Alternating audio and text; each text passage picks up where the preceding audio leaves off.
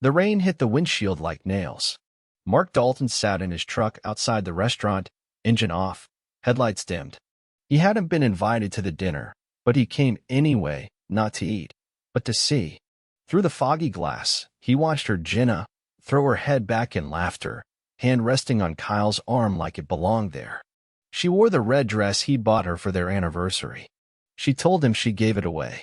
He stared at her, unmoving, not angry, just awake now. Inside, she looked nothing like the woman who once cried in his arms after her mother died. She looked like someone who'd already made the trade, her marriage, for this slick, grinning real estate shark with a Rolex and bleached teeth. Kyle leaned in, whispering something, and Jenna's face lit up like he'd just told her she won the world. Mark had served 2 tours, bled for this country, built a life from scratch. And now, the woman he'd protected, the woman he still cooked dinner for every night, was laughing like he was a joke. But this wasn't heartbreak. It was ignition. He opened the glove box, pulled out a folded document. The prenup she insisted was just a formality. His thumb traced the signature at the bottom, Jenna L. Dalton. Tonight wasn't about confronting her. It was about remembering who he was. She thought she married a broke mechanic. She had no idea what he was really worth. Question hanging in the air as he turned the key. When she finally finds out, will she still laugh? Jenna's laugh wasn't careless. It was calculated. Mark heard it again a week later, echoing from the living room. She was on speakerphone with her sister, talking about Mark's tragic loyalty and his depressing genes. They didn't know he was home early, standing just beyond the hallway with grocery bags still in his hands. She thinks I'm stupid, he said to himself, quietly placing the bags on the kitchen counter. But she's the one who forgot what I used to be. Mark didn't rage. He listened. Every word chipped away the man he was pretending to be, the humble, quiet husband who let things slide. That night, he slept in the guest room. She didn't ask why. The next morning, she laughed again. This time at his truck, dented, dusty, loyal. He watched her from the porch, curling her lip as she stepped into Kyle's sleek black Benz. Before we go on, have you hit that subscribe button yet? If not, what are you waiting for? We're on a mission to reach 10,000 subscribers, and every single one of you makes a difference. Also, tell us in the comments, which city or country are you watching from? We love hearing from our global viewers and connecting across borders. Now, take a breath. Let's continue the story. God, even his car smells like defeat, she muttered, loud enough for the neighbor to hear. Mark stood still. That laugh, it wasn't just betrayal. It was disrespect. And he knew now, this wasn't about losing love. This was about reclaiming dignity. He made his first move that day, logged into a dormant email, contacted someone he hadn't spoken to since his military days. The subject line, need to pull the trigger on Project Sandglass. The reply came in 6 minutes. Ready when you are, Commander. Mark smiled for the first time in weeks. Let her laugh. Soon, she wouldn't remember how. It started with a lie so small, it nearly slipped past him. Jenna came home late. Makeup smudged, heels in hand, perfume thick like she was hiding something. Work ran long, she muttered, brushing past him. No eye contact. No kiss. But Mark noticed the missed call on her phone from Kay. She hadn't locked her screen. Sloppy. He tapped it once, pretending not to care, but memorized the number in 2 seconds. It wasn't saved under Kyle's real name. She thought she was clever. That night, Mark stayed awake, silent beside her sleeping body. The weight of her betrayal didn't crush him. It focused him. He opened his laptop. Not to spy. To build.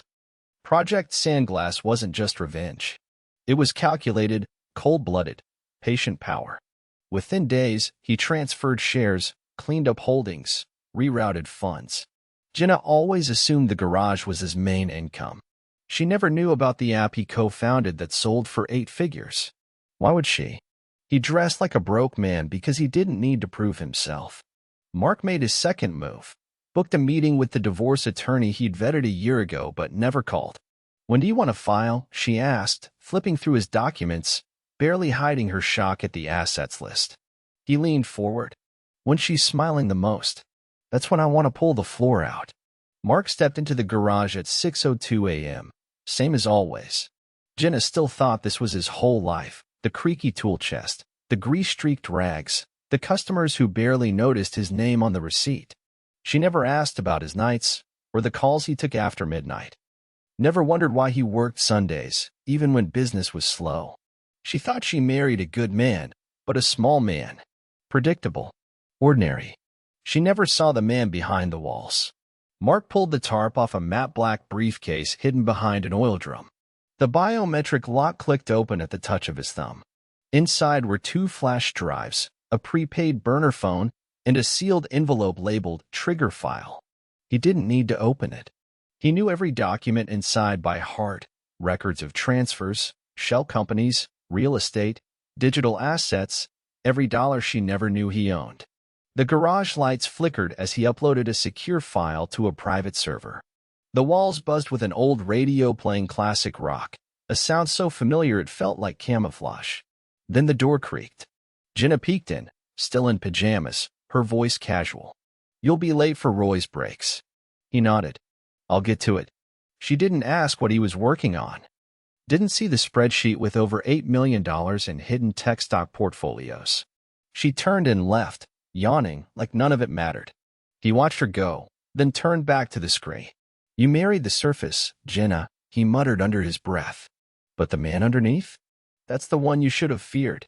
Carl swaggered into the dealership in a gray tailored suit, checking his reflection in every surface. He didn't see Mark waiting by the front desk. That was intentional. Mark stood, calm. Clean boots. Buttoned shirt. Not flashy sharp. Subtle. "Kyle Brooks," Mark said, extending a hand. Kyle blinked, hesitant. "Do I know you?" "I'm Jenna's husband." Kyle froze mid-step. He corrected. "Not yet." Mark's smile was thin but steady. He handed over a crisp white envelope. Inside, a copy of the prenup, timestamps of Jenna's text messages, and a property deed, the lake house Jenna told Kyle they'd own soon. Mark's name was still on it. So was his company's. "What's this?" Kyle asked, frowning. "Just showing you where things stand," Mark replied. "Before they change." Kyle's jaw twitched. "You think this scares me?" Mark stepped closer. "I think it confuses you. Because she didn't tell you I'm not broke." Kyle scoffed, but his eyes said otherwise. Mark turned to leave. Ask her how many zeros are missing from the story. As he walked out, he passed a young assistant whispering to a colleague, both staring. Word had started to spread. The humble mechanic wasn't just showing up, he was showing out. The first domino had fallen, and Mark didn't even break a sweat. Jenna slammed the front door harder than she meant to. Her heels clicked through the hallway like gunshots. She tossed her purse onto the couch and turned toward the kitchen. "You've humiliated me," she snapped. Mark was at the stove, flipping pancakes, calm as ever. "Morning," he said. "You showed up at Kyle's dealership?" "With documents." "I did. You blindsided me." He turned, plating the food slowly. "You're only blind if you refuse to see." She scoffed. "You're acting like some rich mastermind. What is this? A performance?" "No," he said. "This is reality catching up." She opened her mouth to fire back, then stopped. Her eyes caught a leather folder on the counter. She opened it slowly. Inside were bank statements, investment logs, property documents, all tied to his name, all real. "Where did this come from?" she whispered, color draining from her face. Mark poured coffee. "You laughed at my clothes. You never asked what I was building underneath them." She stared at the folder, trembling. "What do you want?" she asked, voice cracking. He looked at her for a long beat. "Everything you thought I couldn't afford." Jenna sat frozen on the couch, still gripping the folder like it might disappear. The numbers inside were terrifying, not because they showed wealth, but because they proved one undeniable truth. Mark had never needed her, and he knew it. She glanced up. Mark leaned casually in the doorway, sipping his coffee like this was just another Sunday. No raised voice, no accusations, just a terrifying calm. "Why keep it all secret?" she asked, trying to find control in the question. Mark set down his mug. "Because I was watching who you became without knowing, and you failed the test." He stepped forward, lifted the folder from her hands, and slid it back into the drawer. This isn't about money, Jenna, he continued. It's about value. And you traded yours for the first man with a shiny watch. Her voice went brittle. So what now? You going to ruin me? Mark smiled. I'm not going to ruin anything. Then he paused, leaned closer. I'm going to let you do that. I'll just make sure the spotlight's on when it happens. The words hit like a slap. Not loud, but final. She watched him leave the room, and for the first time since the affair began, she didn't feel bold. She felt small. The boutique was quiet, with soft jazz humming from hidden speakers. Jenna scanned racks of designer dresses, trying to distract herself with luxury. She pulled out a glittering green gown, price tag dangling, $3,200. That's stunning, the clerk said. Special occasion? Jenna smiled tightly. Big one. But her credit card declined twice. She gave a fake laugh, slid her second card across the counter. Approved. Barely. She walked out with the dress, but the weight of it in her hand felt heavier than it should have. Like it was mocking her. Outside, she texted Kyle. Need to talk. Urgent. 3 dots appeared, then disappeared. No reply. She stared at her phone, heartbeat speeding up. A man passed by wearing work boots and jeans, and for a second, she thought it was Mark. But it wasn't. Still, something about the look shook her. Mark's silence had become more dangerous than yelling ever could. He wasn't chasing her. He wasn't fighting for her. He was letting her drift into the mess she made. And every expensive thing around her now felt cheap. Mark stood in front of the mirror, buttoning a crisp navy shirt. His reflection didn't show a new man. It showed the same man, just finally visible. He reached for a tailored charcoal jacket, something that hadn't seen daylight in years. He'd worn it to a funeral once. Today, it would do for something else. At the law office, the receptionist raised her eyebrows when he walked in. Mr. Dalton? Right this way. He didn't correct her tone, that quiet surprise people had when someone they dismissed didn't match the image in their head. Inside, his attorney smiled. I reviewed the asset summary. Jenna's going to flip when this goes public. Mark nodded. That's the plan. She slid a document across the table. Want to keep your stake in the startup private, or let it leak before the court date? He thought about it. About her laughter. About Kyle's smirk. Let it leak. As he signed the paperwork, the sunlight hit the brushed steel cufflinks at his wrists. Jenna used to joke that Mark couldn't match socks. Now, every stitch he wore was intentional. Because the thing she never understood was this. It was never about the clothes. It was always about the man inside them. Mark sat alone at the edge of his property, feet dangling off the back deck, laptop open, phone buzzing like a live wire beside him. The post had been up for barely 3 hours. It had no name, no photos, just a raw confession. She laughed when I walked in wearing discount boots. Told her friends I was just a starter husband. She doesn't know the house she lives in, the company she flaunts, and the car she brags about. All traced back to me. I've been silent too long. That ends now. He didn't expect much. But it exploded. Reddit front page. TikTok story times. Facebook groups dissecting every paragraph. Thousands of strangers took his side. The hashtags rolled in. Hashtag Silent King, hashtag Build in Silence, hashtag Prenup Power. Jenna had no clue, yet. But Kyle did. He called twice that morning. Mark didn't answer. Instead, he uploaded screenshots, texts, timestamps, account statements, all blurred names but clear enough for the internet to recognize one thing, the truth. Comments flooded in. This man's a walking thriller. She's about to choke on karma. Please tell me there's more. There would be. Mark clicked send on the last image. Jenna and Kyle kissing in a parking garage. Date stamped. Watermarked. Clean. That was the moment the tide turned. He didn't scream. He didn't rant. He just gave the world a mirror and let it reflect exactly what she didn't want it to see. The first call Jenna ignored. The second one made her hand shake. It was her cousin from Oregon. Girl, you're trending. What are you talking about? She said, fumbling for her iPad. I mean, like, globally. Reddit, TikTok, even LinkedIn. Someone posted about a wife cheating on a millionaire mechanic. People are obsessed. Everyone's guessing who the wife is. Jenna laughed nervously. Okay, well, I'm sure it's not about me. Check your texts, her cousin whispered.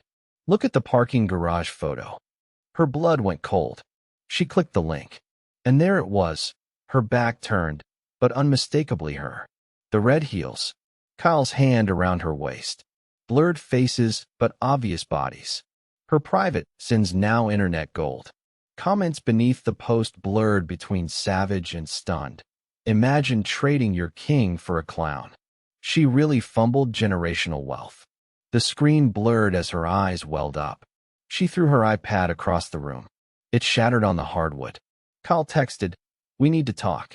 Everything's blowing up." She paced the kitchen, gripping her head. Mark hadn't spoken a word to her since the confrontation, but he'd said everything that mattered to everyone else. And the worst part? He never named her. He let them connect the dots. Her shame now lived in whispers, screenshots, and speculation. And every time she walked down the street, she'd wonder if someone knew, if someone had seen, if someone had judged. This wasn't revenge with fire. It was a slow, freezing burn. The lawyer's office was quiet, but the tension screamed in every corner. Jenna sat across from Mark, trying to stay composed in a beige designer coat that suddenly felt too tight. Across the table sat Elena Price, Mark's attorney. Sharp-eyed. No nonsense. Not someone to be underestimated. Elena slid a folder across the polished mahogany desk. "Let's begin," she said. Jenna opened it and immediately froze. The prenup. Her signature. The date. The clause that waived alimony in cases of infidelity. Her hands trembled. "This? I don't remember. You signed it in Cancun," Elena said coolly. "You insisted it was just silly paperwork, so we added the clause you laughed at." Mark didn't say a word. He didn't need to. Jenna looked at him, eyes darting. "You're really doing this?" Mark finally spoke. "I was going to let it all go, until you tried to erase me while living off me." Her lip twitched. "You're acting like I'm the villain." Elena leaned in. "You cheated, lied, mocked, and now you want pity." Jenna's silence was her answer. "We're not taking your house. We're reclaiming his," Elena continued. "And by the way, the startup he co-founded? It went public last week. That bank balance you laughed at? Multiply it by 10. Jenna's breath caught in her throat. Mark stood. "I'll let my lawyer finish," he said. Jenna didn't cry. Not yet. But as he walked out, crisp, quiet, untouchable, she realized this wasn't just revenge. This was reality correcting itself. Jenna sat alone in her car, engine idling, AC blowing against a face that couldn't stop sweating. Her phone buzzed again. Another tag. Another message. She clicked. A stranger had uploaded a post titled, "Wife mocks husband for wearing cheap clothes. Wait till you read the court receipts." Underneath were screen caps of the prenup, filed property claims, and asset disclosures from the divorce proceedings, all public now, all damning. Each image highlighted her signature, her name, her choices. The comments were ruthless. "Imagine roasting your own husband while he funds your entire fake lifestyle."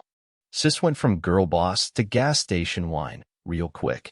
She scrolled too fast and dropped the phone on the car mat. "Breathe." She picked it up again, hands shaking. The final screenshot hit hardest, a still frame from the security cam at the lake house. Jenna and Kyle, wrapped around each other, time-stamped. The caption underneath read, "She laughed at his boots. He quietly built an empire." Then gave her the mic.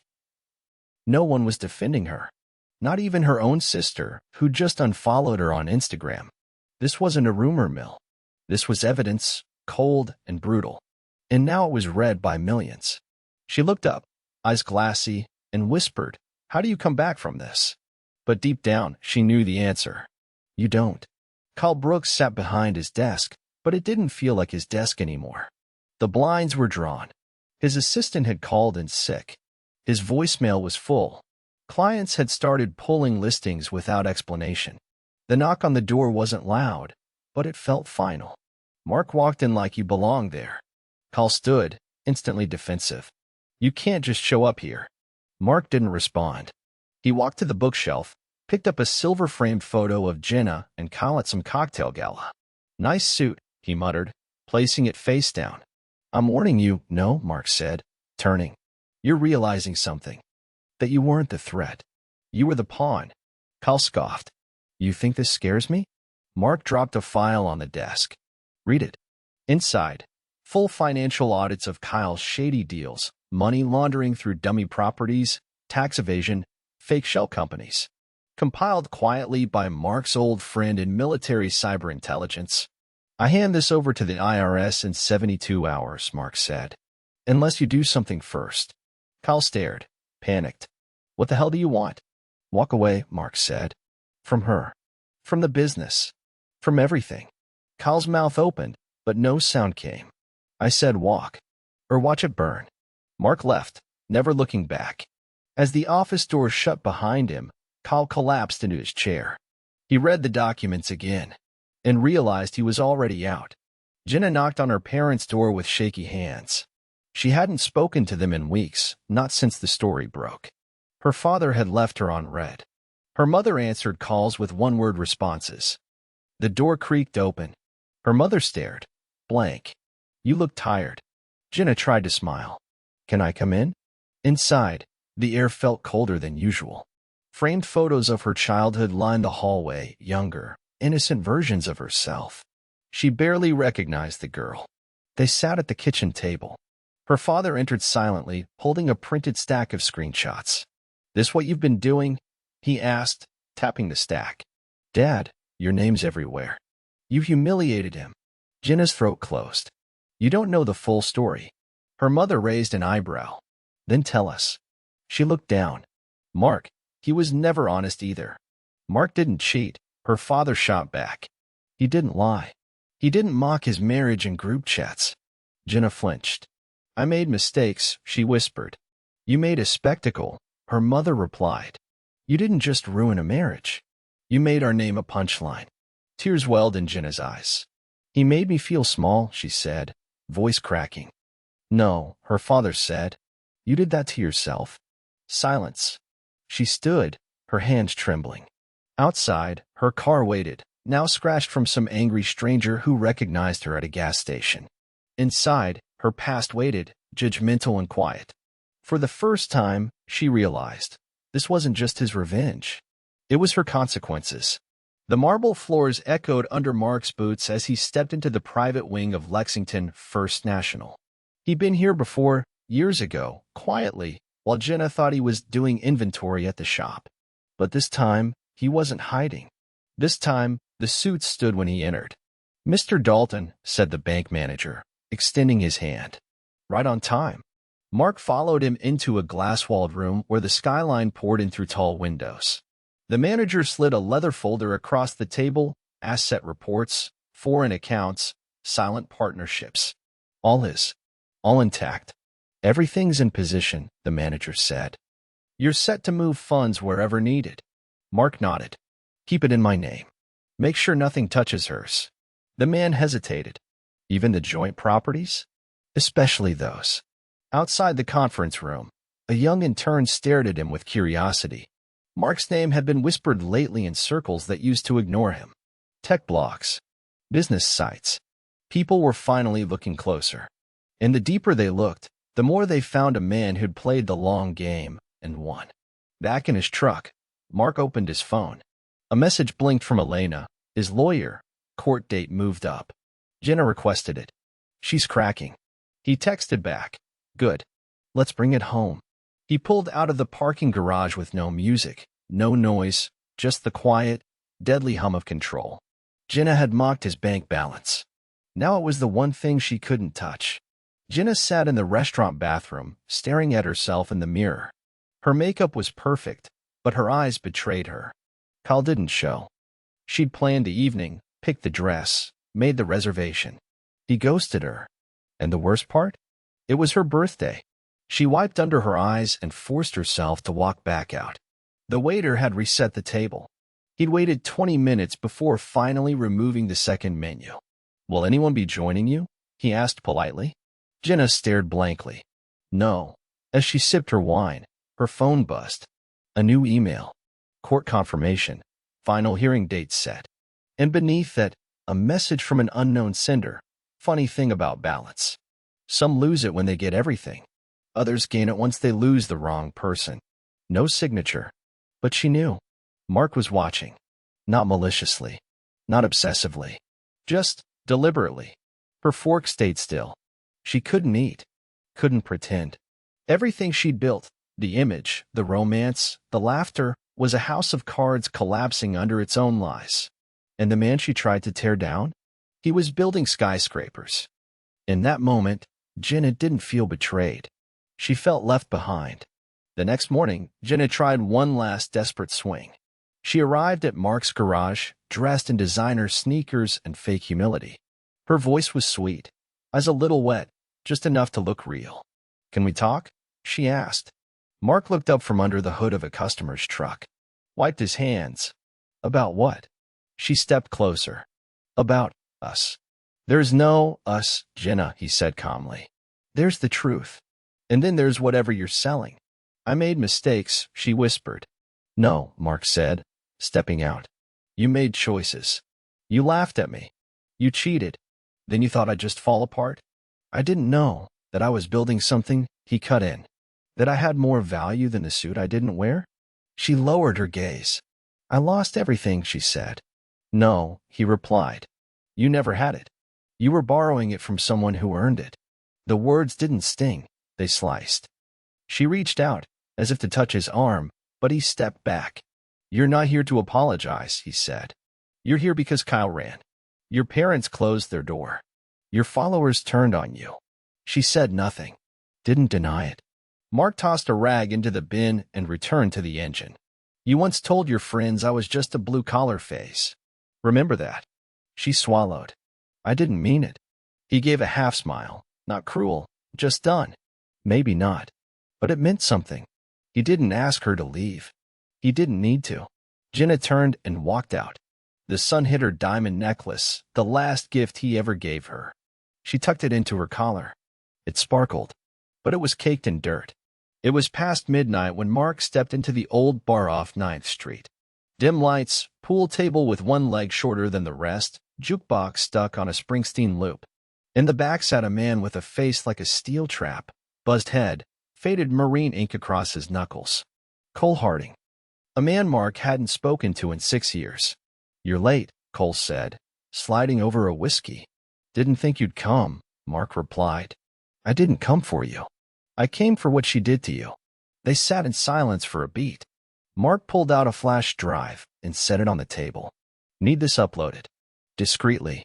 "Through the journalist you used in D.C. Cole studied him. "You sure?" Mark nodded. "She didn't just cheat.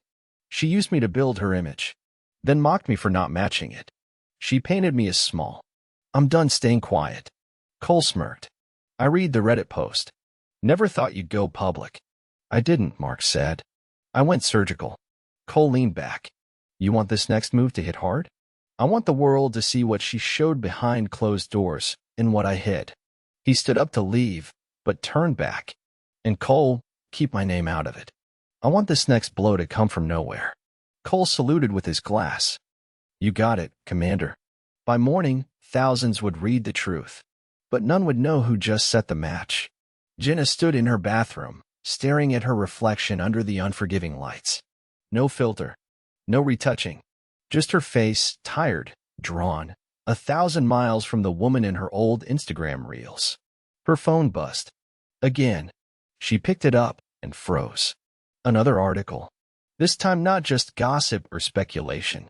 This was expose, published by an independent investigative blog. Headline: Influencer wife mocked husband while living off hidden millions. The real story of Jenna L. Dalton. She scrolled, trembling. It had everything. Screenshots of her group chats calling Mark, just a phase, leaked emails where she offered real estate tips using Mark's family property info, a transcript from a phone call with Kyle discussing how to quietly move assets before the divorce hits, and the kicker: a timeline of her social posts versus court filings, exposing lies in real time. It didn't mention Mark by name, but the world had already connected the dots. She dropped the phone into the sink, hands over her face, breathing sharp, uneven.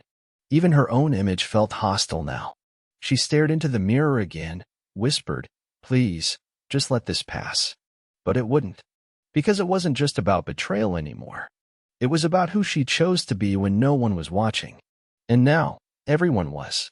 Mark sat on the back porch, a mug of black coffee in his hands, watching the morning settle over the hills. The garage was quiet today. By choice. He hadn't spoken to Jenna in weeks. She tried to call. Left a voicemail that sounded more like a performance than an apology. He didn't play it twice. Instead, he opened a fresh notebook and began sketching, not a blueprint for revenge, but for something new. The sound of tires crunching gravel made him glance up. It was his old neighbor, Mrs. Langford, a retired schoolteacher who had once dropped off pies when his brother passed. She walked up the steps and handed him a letter. "This came to my house by mistake." Legal envelope. He opened it. Inside, a final court schedule, confirming the property hearing and division. Nothing surprising except the handwritten post-it stuck to the edge. "She's asking for one last meeting." Said it's personal. Said she's sorry. Mark stared at it. "Are you going to see her?" Mrs. Langford asked gently. He shook his head. "No need." She smiled faintly. "Some people get their peace by hearing apologies. Others get it by never needing them." Mark nodded. "I'm one of the others." He watched her walk away, then turned back to the hills. For the first time in years, the door to his past stayed shut. And the door to his future? Unlocked. Wide open. Waiting. Jenna opened her front door to find 3 reporters on the sidewalk. Not paparazzi, just local news freelancers with lenses pointed and notebooks ready. "Ms. Dalton, is it true your ex-husband secretly funded your influencer brand? Do you have a statement on the viral expose? Is Kyle Brooks involved in the offshore scandal?" She slammed the door shut, heart pounding. Her throat burned. This wasn't gossip anymore. It was coverage. She moved to the living room, turning on the TV. Wrong move. "And in today's viral firestorm," said the anchor, "the anonymous expose that's gripped millions now appears to center around a once-rising social media influencer with a reputation for glamour and gossip. Footage rolled, screenshots, blurred faces. Audio bites, side-by-sides of her luxury posts next to court file timestamps." She grabbed the remote and threw it, hard. The screen cracked. Her brand deals? Cancelled. Makeup sponsor? Pulled back. Fashion affiliate program? Shut down, pending further review. She had gone from envy to infamous overnight. Kyle wasn't answering her texts. Her friends had gone silent. Even her own publicist had ghosted. The world wasn't just watching her fall. It was rooting for it. And as Jenna stared out the window, blinds drawn now, hoodie up, phone off, she realized something even worse than betrayal. She was no longer hated. She was irrelevant. Mark stood across the street from what used to be their dream home, a Spanish-style 2-story Jenna once claimed would show everyone we made it. She picked every tile, every curtain, every imported lamp. She never once asked whose name was on the deed. No? The house was stripped bare. For sale sign up. All accounts tied to Mark quietly moved into his LLC. He walked with the realtor, a sharp, clean-cut woman named Riley. "You sure you don't want to keep it?" she asked. "It's prime real estate." Mark shook his head. "This house was never real to me. It was her stage. I don't need stages anymore." Inside, the echo was cold. His bootsteps bounced off the tile. He ran his hand along the fireplace mantel, remembered the night she laughed with wine in her hand, telling friends he changed oil, not lives. Now, his name alone backed 2 tech startups, a logistics patent, and a nonprofit for veterans. He stepped into what used to be their bedroom, now empty, light filtering through sheer curtains she'd chosen from Paris. He didn't even pack them up. He left them hanging, like echoes of who she pretended to be. Riley took a photo for the listing. "You want to leave anything in the description?" Mark stared at the blank walls. "Yeah," he said. "Write this down. The foundation's strong. But the structure collapsed under lies." She raised an eyebrow, smiled slightly. "And I thought this was just real estate," she said. Mark turned toward the door. "It used to be." Jenna scrolled through her phone, follower count dropping by the hundreds every hour. She clicked on her old post. The one with the caption, "Get you a man who doesn't just fix your car. Make sure he looks good doing it too #starter husband." It had over 40,000 comments now. Not one in her favor. She tried to delete it. Too late. Screenshots had immortalized it. Memes were everywhere. TikToks mocking her voice. Duets acting out her downfall. She checked her email. 3 sponsorship terminations. 1 lawsuit threat from a skincare brand, claiming reputational damage due to false brand claims. She reached for her wine glass, then stopped. Even that had lost its comfort. A new notification pinged that the silent mechanic just posted. She clicked instantly. It wasn't Mark's face. It never was. Just an image, a single oil-stained shirt folded next to a gold watch on a wooden table. Caption, "Value isn't worn. It's earned." 10,000 likes in 5 minutes. She dropped the phone. She couldn't block him, couldn't delete him, couldn't touch him anymore. Mark had done the one thing no ex ever did to her before. He moved on without looking back. And that was the most brutal ending she hadn't seen coming. It came at 2:14 p.m. on a Thursday, a knock at Jenna's door, followed by a loud bang, bang, bang on the glass. She jumped. When she opened it, Kyle shoved his way in, sweating, frantic, eyes wild. "They're coming for me," he snapped. "Federal agents. I saw them outside my condo." Jenna blinked. "What are you talking about?" He threw a folder on her table, subpoenas, a warrant, and a printed document. His full name at the top, Kevin Anthony Rourke. "You lied to me," she hissed. "Your name's not even Kyle. I changed it legally. Years ago. But that doesn't matter now." "No, it matters," she interrupted. "Who are you?" "Someone who made deals. Bad ones. But small. Survivable. Until now." He pointed to a second page. The header said, "Anonymous financial packet received by DOJ, Rourke/Keller Holdings." Jenna's mouth went dry. Mark did this. Kyle nodded slowly. "He knows people. People who dig deep." She backed away.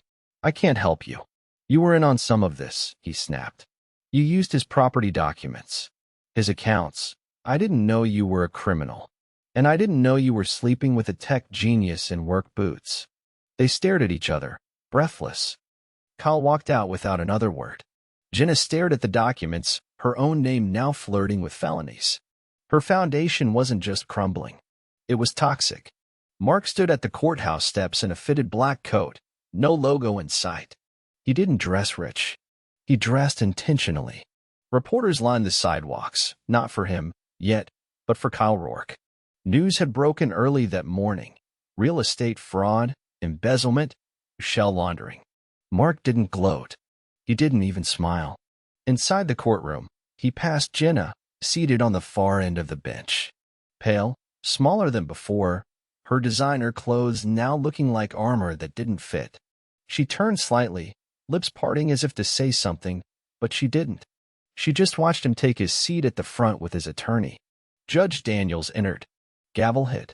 "This session is to finalize property separation between Mr. Dalton and Ms. Dalton. All prior agreements under the prenup were upheld without contest." Jenna didn't flinch. She already knew. Elena, Mark's lawyer, stood.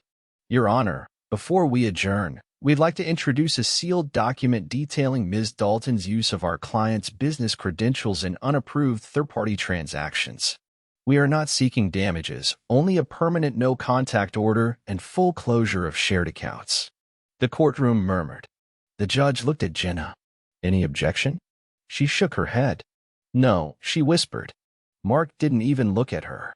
It was done. No more property. No more brand. No more stage. As the court emptied, Jenna watched him walk away, silent, sharp, unshaken.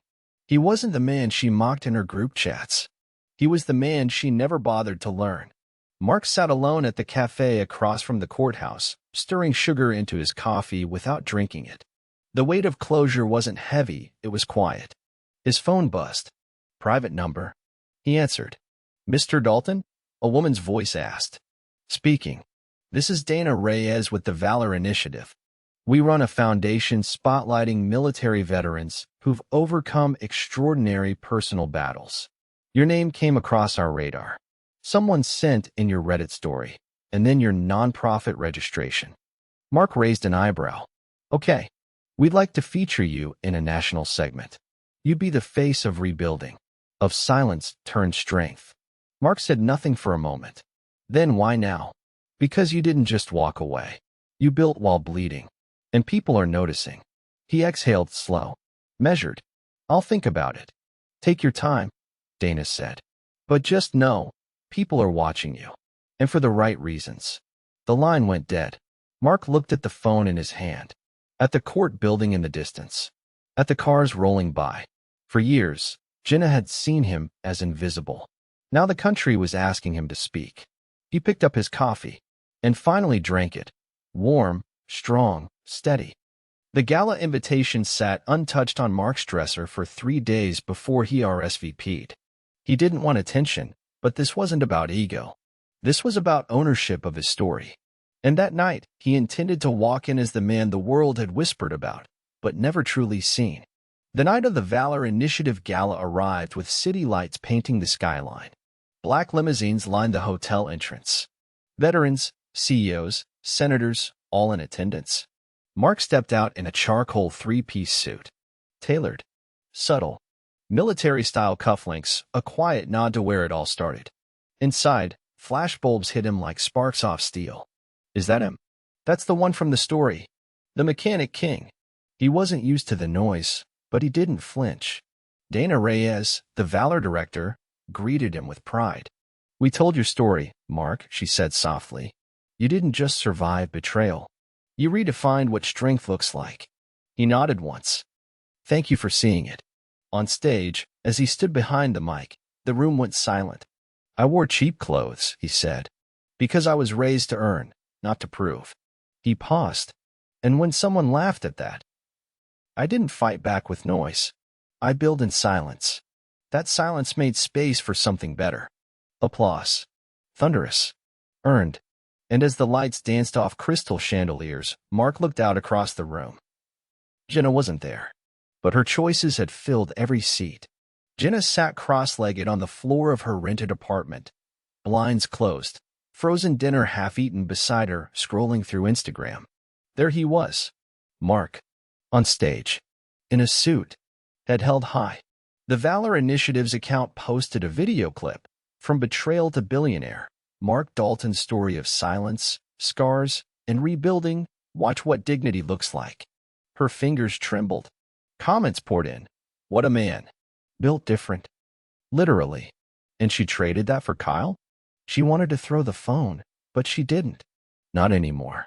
Even rage felt like a luxury she no longer had. Her own profile? Dead. Brand deals gone. Followers silent. Even her close friends list now felt like a graveyard of names. She watched Mark speak, calm, powerful, magnetic, and it hit her like glass shattering in slow motion. She didn't just lose him. She made him. The pain, the push, the betrayal. Every twist of the knife had forged the man the world now applauded. She paused the video, zoomed in on his face, confident, lit by spotlight. No trace of the man she once belittled for forgetting to shave or wearing scuffed boots. This man was sculpted by fire. And she wasn't the muse. She was the mistake. 3 days after the gala, the Valor interview went live. Over 5 million views in 24 hours. Syndicated on 3 networks. His face, clear but calm, now became the symbol of quiet triumph. In the interview, Mark said something that became instantly iconic. They laughed at the dirt on my hands. But the dirt was proof I'd built something with them. And when the interviewer asked, what would you say to her now? Mark looked off camera. I'd say thank you. Because pain like that? It either crushes you or wakes you up. She woke me up. The comment section lit up like wildfire. This is masculinity. Not petty. Just powerful. He walked through fire and came out the architect of his life.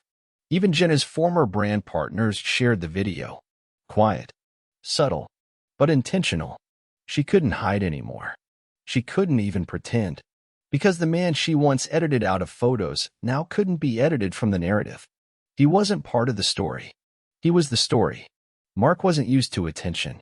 He didn't chase it, didn't need it. But now, it came in waves, hundreds of messages a day. Some curious, some admiring. But one stood out. It came in an envelope, handwritten. Dear Mr. Dalton, I read your story. I'm a mechanic too. My wife left me last year after calling me a failure. I was going to quit everything. Then I saw you speak. I've started working again. Just wanted you to know, your silence helped me find my own voice. Inside was a photo of a dusty garage, a father and son covered in grease. Smiling, Mark stared at the note for a long time. It hit different, not like the applause or the headlines. This one, it mattered. He folded the letter and placed it next to a dog tag from his first tour. Not all revenge ends in destruction. Some ends in direction, for people who were drowning in the same silence. Jenna sat across from her old college friend, Marissa, one of the last people who still took her calls. But the dinner was awkward. Forced. You look different, Marissa said. Lighter, maybe? Jenna faked a smile. Just trying to stay off the grid. Marissa cut into her salmon. I saw Mark's interview. He handled everything with class. Jenna stiffened. Yeah, I noticed. He didn't name you once, Marissa added. Even though everyone knew. Jenna's fork paused midair. I expected him to humiliate me, she muttered. But the worst thing he did was nothing. Marissa blinked. Sometimes silence says more. When the check came, the waiter placed it between them. For years, Jenna never touched the bill. Everyone always paid. That was part of her persona. But now? Marissa sipped her wine and stayed quiet. Jenna reached for the tab. Her card declined. Sorry, the waiter said gently. Jenna's face flushed. Marissa didn't offer to cover it. She just looked away, embarrassed for her. Jenna pulled out a backup debit card. Approved. Barely. She looked down at the receipt. It wasn't the money that hurt. It was the realization that even the way people looked at her had changed. She used to be someone they envied. Now, they pitted her, and pitted carefully. Mark walked into the boardroom of a nonprofit veterans foundation. Not as a guest, as a featured donor and silent partner. The plaque with his name had just been unveiled in the entry hall. He didn't wear a suit this time. Just a black button-down, rolled sleeves, polished boots. He spoke softly to the team, outlined new scholarship funding, and pushed for expanding outreach to mechanics and tradesmen, the ones society often forgot. When the meeting ended, one of the junior staffers approached. You're Mark, right? The Mark Dalton? He nodded. You were married to the woman from that Reddit post? Mark's jaw clenched, but not out of shame. Yes, he said. Calm. Clean. The man nodded. Just wanted to say, you didn't just survive that. You turned it into a blueprint. Mark left the building with the sun warm on his back. Jenna's name used to follow him like a shadow. But now, she wasn't part of the room anymore. Not the conversation. Not the legacy. Not even the rumor. She had faded. And he'd risen so far, her reach couldn't touch him. Jenna stared at the uniform folded neatly on the counter, khaki shirt, name tag, store logo stitched above her chest, Fairway Grocery. She never imagined this. A year ago, she posted selfies with champagne on yachts. Today, she was clocking in to restock canned soup and wipe down checkout counters. The manager, a kind woman named Erica, smiled sympathetically. It's not forever, but it's a start. Jenna nodded, swallowing the lump in her throat. Her first customer scanned items slowly, giving her a look. Not hateful, just curious. Like she recognized her from somewhere. Jenna pretended not to notice. A kid handed her a crumpled coupon and said, Hey, aren't you that lady from the cheating video? Jenna froze. His mom hissed, Don't say that, Evan. But it was too late. Jenna finished bagging in silence, her hands trembling slightly. Later, during her lunch break, she sat outside on a crate by the loading dock, scrolling through old photos she hadn't deleted. Her in heels. Her at galas. Her with Kyle. Gone. All of it. And Mark? Now he was everywhere. Not because he flaunted, because he lasted. She wasn't just broke. She was irrelevant in her own story. Mark sat in his truck outside a local youth center. His nonprofit had been funding its expansion, but today was different. Inside was a business investor, someone who had read his story and wanted more than inspiration. She wanted partnership. Her name was Camille Voss. sharp as glass and quiet as stone. I believe in investing in men who rise without noise, she said. Your image has reach. I can multiply it. Mark wasn't chasing fame, but she wasn't offering that. She was offering influence. Real change. Bigger stage. Still, he hesitated. Why me, he asked. Because you didn't just survive betrayal, she said. You built after it. Most men burn everything down. You laid foundation. The conversation ended with a simple card and a deadline. When you're ready to build beyond revenge. Back in his truck, Mark didn't drive away. Not right away. He stared at the card in his hand. Camille saw what others didn't, that his story was no longer about Jenna. It was about who he was becoming next. The mirror in Jenna's bedroom had always been her favorite, sleek, full-length, golden trim. It had seen her at her most dressed up, most curated, most artificial. Tonight, it saw her undone. No makeup, no filters, no lies. She stared at herself, not in vanity, but in desperation. She picked up her phone again. Opened Mark's page. His latest post showed a new community garage being built in his hometown, dedicated to teaching trade skills to veterans and at-risk youth. The caption read, "When you fix what others break, you find what was lost." Jenna dropped the phone into her lap. Her throat tightened. Her vision blurred. And for the first time, not in anger, not in denial, she whispered aloud, "I ruined everything." Not out of self-pity, but out of clarity. She finally saw the woman in the mirror not as someone who got left behind, but someone who chose to walk away from gold because it didn't shine loud enough. The mirror didn't lie tonight. And for the first time, she didn't either. The paper sat blank on the table. Jenna had opened and closed her laptop 5 times, typed half sentences, deleted them. But now, she sat with an actual pen in hand. Not a tweet, not a voice memo, a real letter. To Mark. She didn't know if he'd read it. Didn't know if it mattered. But the words were real this time. Not dressed up, not pitiful. Just honest. I don't expect forgiveness. I don't expect anything. I just need to say it. You were never small. I was.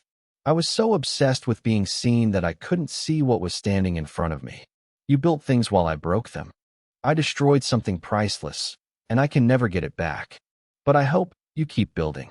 Because someone like you, you're the only kind of man this world should follow. She folded it carefully, placed it in an envelope, and walked to the corner mailbox near the grocery store. She stared at the slot, then dropped it in.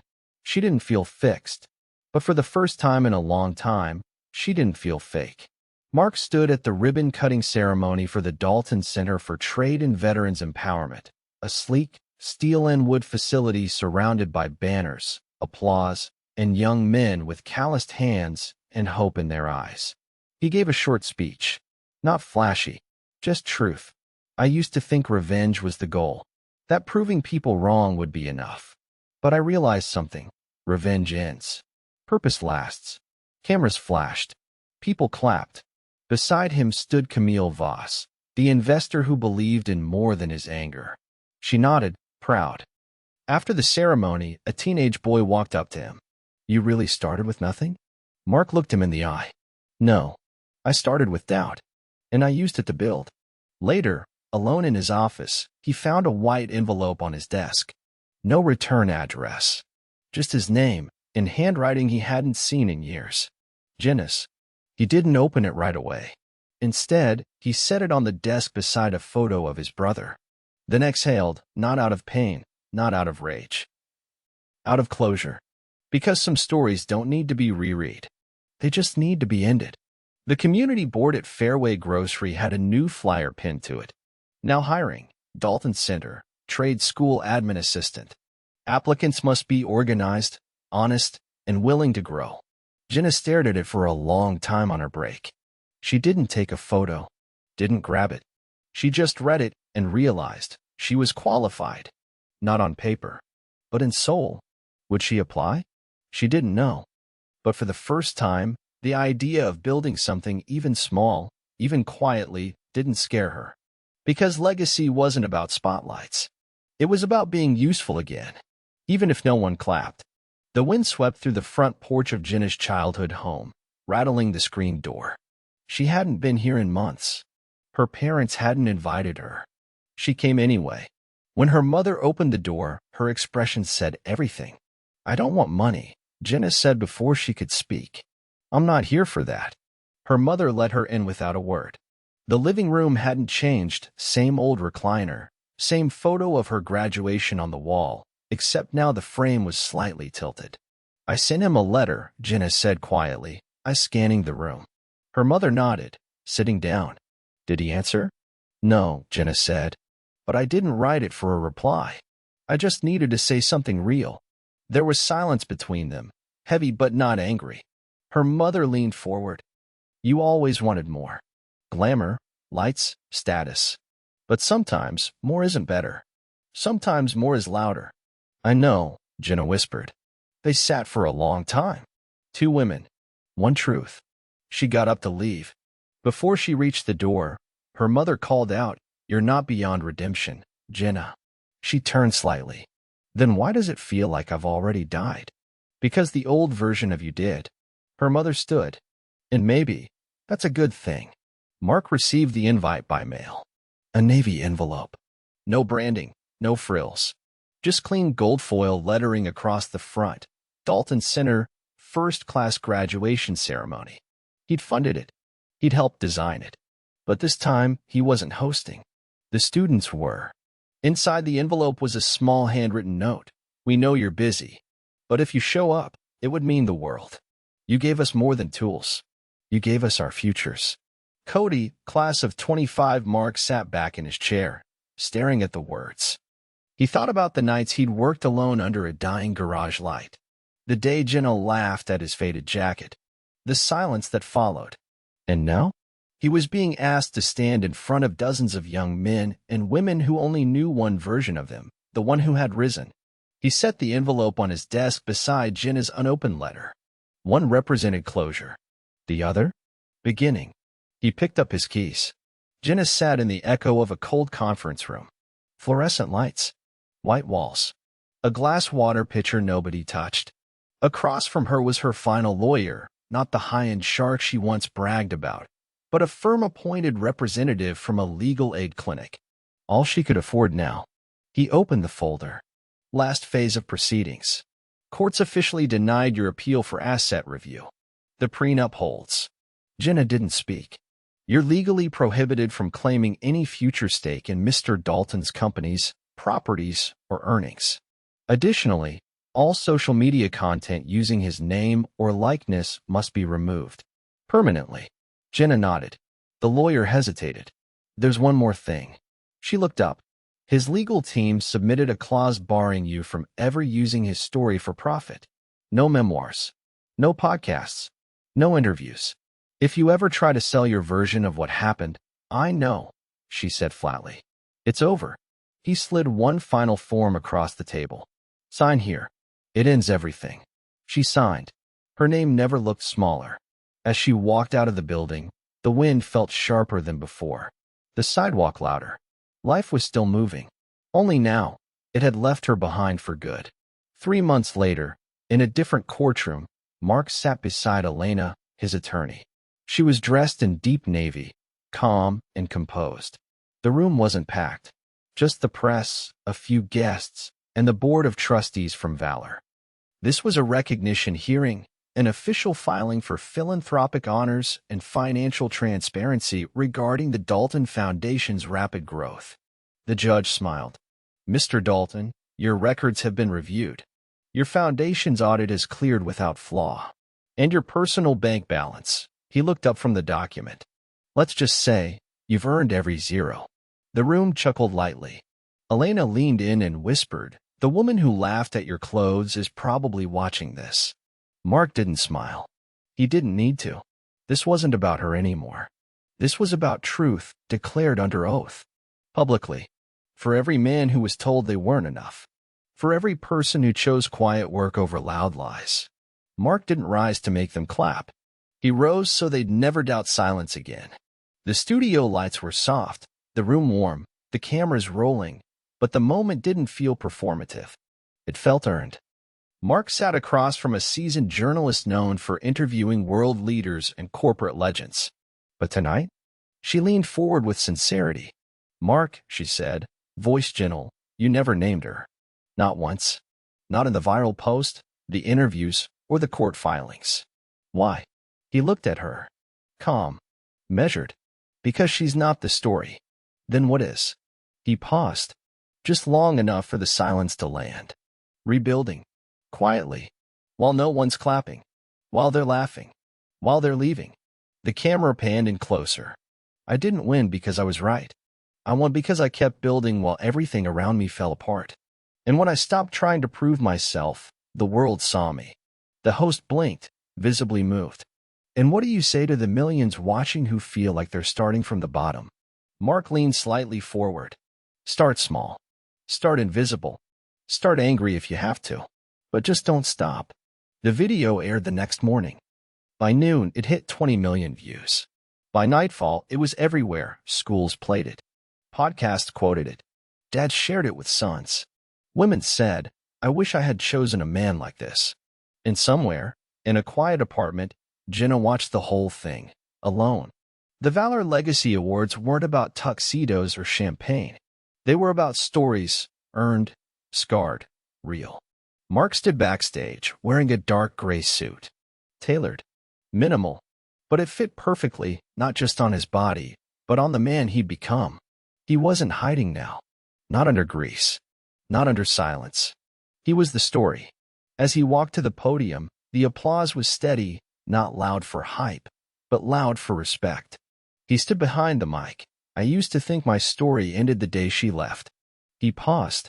But it didn't. It began the day I stopped chasing what left me and turned around to build what I still had. The crowd leaned in. I built from pain. I built from disrespect. I built from betrayal. But I didn't build for revenge. He looked out over the crowd, some in suits, others in work boots. "I built to make sure no man with a broken heart ever feels like he has nothing left." The room stood in ovation. And Mark? He stood still, not humbled, not stunned, just finally at peace. Jenna stood in front of the post office with a small brown box in her hands. No return address, just a destination. Inside, one of Mark's old jackets, the one she used to laugh at. Faded denim, oil stains, still held his scent. She had found it buried in a closet, almost donated it. But instead, she folded it gently, placed it in tissue, and slipped a note on top. "This jacket belonged to a man who carried more weight than I ever understood. I never respected what it meant. But I hope, wherever this lands, it reminds someone that strength doesn't always shine. Sometimes it works in silence." She didn't send it to Mark. She sent it to the Dalton Center, with a note to hang it in the trade hall. No name. Just for the builders. And when she walked away from the post office, there was no camera. No applause. But for the first time, she didn't feel like she was chasing attention. She felt useful. Inside a tall government building lined with gray walls and rows of quiet offices, a bill with Mark's name sat on a polished desk, the Tradesman Restoration and Financial Equity Act. It had started small, a local petition, then grew legs when Mark partnered with Valor and other foundations. And now, it had passed its final hearing. The bill would protect mechanics, veterans, and blue-collar workers from predatory contracts, false partnerships, and identity-based financial abuse. A reporter caught him outside. "Mr. Dalton, you've been through betrayal, humiliation, viral fame. Why invest in changing law?" Mark smiled, but it wasn't cocky. "Because not every man has a second chance. I did. I built. But I shouldn't have had to fight this hard alone." He paused. "This bill isn't revenge. It's prevention." That clip aired on national news. Senators tweeted it. Schools shared it. Jenna saw it too, while sweeping floors at the back of the department store she now worked in. She leaned on the broom for a second and stared at the TV near the registers. Mark's voice echoed through the screen. She didn't cry. She just whispered, "He really did it." And the broom kept moving. Mark sat in his office at the Dalton Center when the receptionist brought in a slim white envelope. "No return address," she said. "Just this." He opened it slowly. Inside was a folded thank you card. Plain. No glitter. No drama. One line was written inside in soft ink. Thank you for using what I broke to build something stronger than I ever deserved. No signature. But he knew. Enclosed was a single bracelet, the one Jenna had once worn to gala events. A small charm attached. MD, a birthday gift from him. Years ago. He didn't smile. He didn't scoff. He just exhaled, then opened a drawer and placed it inside. Not as a trophy, not as forgiveness, just as final evidence that the storm was over. At a private donor conference in New York, Mark was asked to give closing remarks. The event was intimate. 30 people, no press, no cameras. Just impact. During Q&A, a young woman raised her hand. Everyone wants to know, she said playfully, since your Reddit post mentioned it. What is your bank balance now? The room chuckled. Mark didn't dodge. He took the mic, paused, then said, more than she ever thought I'd have. Less than I ever needed to be whole. Laughter. Applause. Then he added, voice lower. I've got enough zeros. Enough buildings. Enough reach. But what I'm most proud of is that I walk into every room now knowing I don't need to prove a damn thing. The applause this time, it stood. Jenna saw the clip later, not because she looked for it, but because it found her, shared by people she used to call friends. She smiled faintly, not out of regret, but out of understanding. She had judged a man by his boots, while he was quietly laying the foundation for his empire. The air was cool as Mark stepped out onto the back porch of his new home, not a mansion, not flashy, just solid, quiet, built on land he owned outright. No fake smiles. No curated pictures. Just wood, sky, and the sound of wind moving through tall trees. Inside the house, photos lined the wall. Not Jenna. Not of courts or ceremonies. But of hands shaking at trade schools. Kids holding tools. Veterans in work jumpsuits, smiling for the first time in years. Each frame captured a life touched not by revenge, but by rebirth. Mark poured coffee into a steel mug, walked to the edge of the porch, and watched the sun rise over the hills. The same kind of hills he used to stare at after double shifts in the garage. Back when he had nothing but grit, scars, and a name no one respected. Now, that name carried weight. Not because of the money, not because of the fame, but because he never stopped building. Behind him, his phone buzzed. A message from the Dalton Center's head of admissions. We're full. Every seat in the next class filled in 24 hours.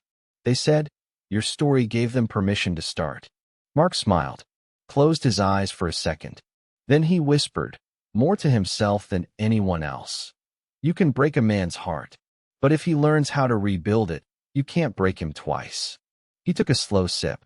Somewhere, Jenna probably still existed in the noise, but he didn't hear it anymore, because the loudest sound now was peace.